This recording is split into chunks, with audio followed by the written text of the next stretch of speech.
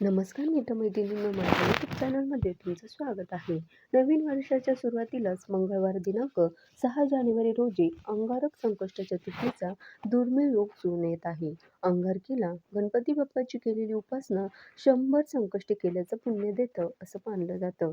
या दिवशी गणेशाच्या आशीर्वादाने आणि मंगळ ग्रहाच्या प्रवाहाने अनेक राशींच्या आयुष्यात अनेक बदल घडू शकतात असं सांगितलं जात आहे. पंचांगानुसार पौष कृष्ण चतुर्थी तिथी 6 जानेवारी 2026 रोजी मंगळवारी सकाळी 8:01 सुरू होणार आहे आणि 7 जानेवारी रोजी सकाळी 6:52 समाप्त होईल. संकष्ट चतुर्थीच्या व्रतात चंद्रोदयाच्या वेळी चतुर्थी तिथी असणं आवश्यक मानलं गेलंय.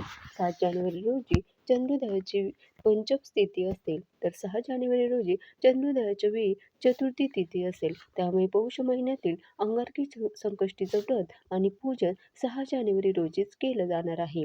या दिवशी आपण अत्यंत प्रभावी इच्छापूर्ती उपाय करू शकता. कारण पंचांगानुसार 6 जानेवारी रोजी चंद्रोदयाची वेळ रात्री 8:54 असेल. यावेळी चंद्राची पूजा आणि पाणी अर्पण करून अर्घ्य देण्याला विशेष महत्त्व आहे. त्यानंतर दुसऱ्या दिवशी 7 जानेवारी रोजी सूर्योदयानंतर या व्रताचं पारण केलं जाऊ शकतं. एवढंच नाही तर ज्योतिषशास्त्रानुसार 6 जानेवारीचा दिवस अत्यंत खास आहे. कारण या वर्षातील पहिला शुक्रादित्य योग सुद्धा या दिवशी तयार होत आहे. मग या दिवशी कोणते इच्छापूर्ती उपाय केले जाऊ शकतात? चला जाणून घेऊया.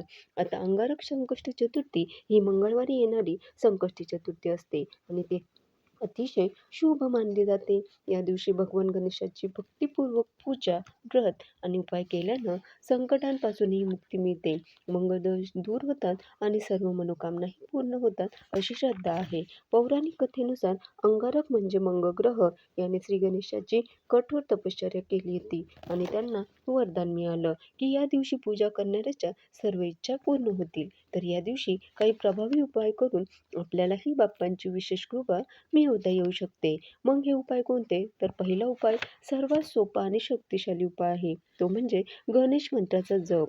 होय, सकाळी स्नान करून स्वच्छ वस्त्र परिधान करावे आणि गणपती बाप्पांच्या मूर्तीसमोर बसून ओम गण गणपते नमः या मंत्राचा किमान 108 वेळा जप करावा किंवा एक माळ तरी जप करावा आणि संध्याकाळी चंद्रोदयानंतर पुन्हा हा जप करावा. यामुळे मनोकामना पूर्ण होतात.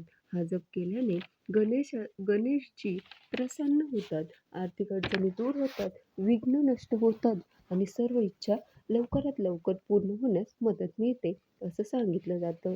हा जप आपण गणपती बाप्पांच्या मंदिरात बसून केला तर अधिक फळ मिळतं असंही मानलं जातं. दुसरा उपाय, गणेशजींना दुर्वा अतिशय प्रिय आहे. त्यामुळे 21 किंवा 108च्या संख्येतील दुर्वा आपण बाप्पांना अर्पण कराव्यात. मात्र या दुर्वा लाल धाग्याने बांधून गणेशजींना अर्पण केल्याने अधिक लाभ होतो. त्यासोबतच त्यांना लाल फुलं जसं जास्वंदाचं फूल किंवा गुलाबाचं लाल फूल सुंदर आणि मोहक लाडवाचा नैवेद्य अर्पण करावा. दुर्वा अर्पण केल्यानं धनसंपत्ती वाढते, नोकरी व्यवसायात प्रगती होते आणि मनोकामना पूर्ण होतात. शिवाय अंगारकी असल्यानं मंगळ ग्रहाची कृपा मिळून खर्च आणि आर्थिक संकट दूर होतात असंही मानलं जातं.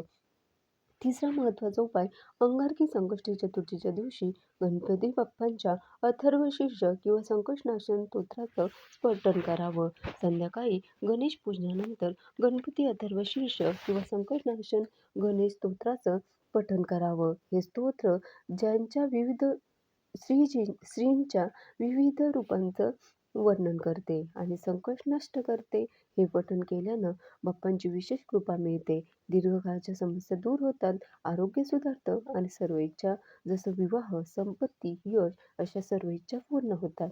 एका अंगारकीचं व्रत 21 संकष्टीच्या व्रताइतकं फळ देतं असं मानलं जातं. त्यानंतर चौथा महत्त्वाचा उपाय म्हणजे गणपती बाप्पांना मोदक किंवा लाडवाचा नैवेद्य अर्पण करावा आणि या वस्तू दानसुद्धा कराव्यात. गणपती बाप्पांना 21 मोदक किंवा बेसनाचे लाडू अर्पण करावे. पूजेनंतर हा प्रसाद गरजूंना किंवा मंदिरात दान करावा.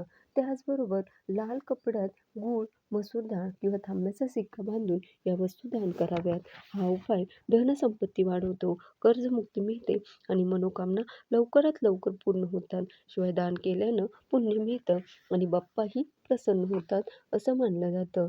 5वा प्रभावी उपाय आहे तो म्हणजे व्रत आणि चंद्रदर्शनानंतर प्रार्थना. हा संकष्टी चतुर्थीच्या दिवशी सकाळपासूनच संध्याकाळी चंद्रोदयापर्यंत उपवास करावा, फळाहार घ्यावा, दूधसुद्धा घेऊ शकता. चंद्र दिसल्यावर बाप्पांना आणि चंद्राला अर्घ्य द्यावं आणि मनोभावे आपल्या इच्छांची प्रार्थना करावी. व्रतकथा ऐकावी किंवा वाचावी सुद्धा. अंगारकी संकष्टी चतुर्थीचं पूर्ण व्रत केल्यानं सर्व संकट दूर होतात, मंगळदोष दूर होतो आणि सर्व मनोकामनाही पूर्ण होतात. तर असे हे 5 साधे सोपे उपाय आहेत, जे तुम्ही अंगारक संकष्ट चतुर्थीच्या दिवशी नक्कीच करू शकता. या दिवशी उपवास करावा आणि गणेशाचे स्तोत्र, मंत्राच्या उपासनेची जोड द्यावी. शक्य झाल्यास गणेश मंदिरात जाऊन श्रींचं दर्शन घ्यावं. अगदी काही जमलं नाही तर या दिवशी बाप्पांना दूर्वा, जास्वंदाची फुलं अर्पण करावे. रात्री गणेशाची आरती करून मोदकांचा नैवेद्य दाखवावा आणि उपवास सोडावा. या उपासनेचा नक्कीच लाभ होऊ शकतो. त्याचबरोबर नशिबाची साथही मिळू शकते. यंदा हिंदू दर्शिकेनुसार 2026 वर्षात ग्रह नक्षत्रांच्या विशेष स्थितीमुळे 3 वेळा हा योग येत आहेत. यावर्षी 6 जानेवारी, 5 मे आणि 29 सप्टेंबर या 3 दिवशी अंगारकी संकष्टी चतुर्थीचा योग जुळून आलेला आहे. त्यामुळे अंगारक संकष्ट चतुर्थीच्या या योगामध्ये आपण हे प्रभावी आणि अगदी साधे सोपे उपाय करून बाप्पांना प्रसन्न करून आपल्या मनोकामना पूर्ण करून घेऊ शकता. गणपती बाप्पा मोरया. धन्यवाद.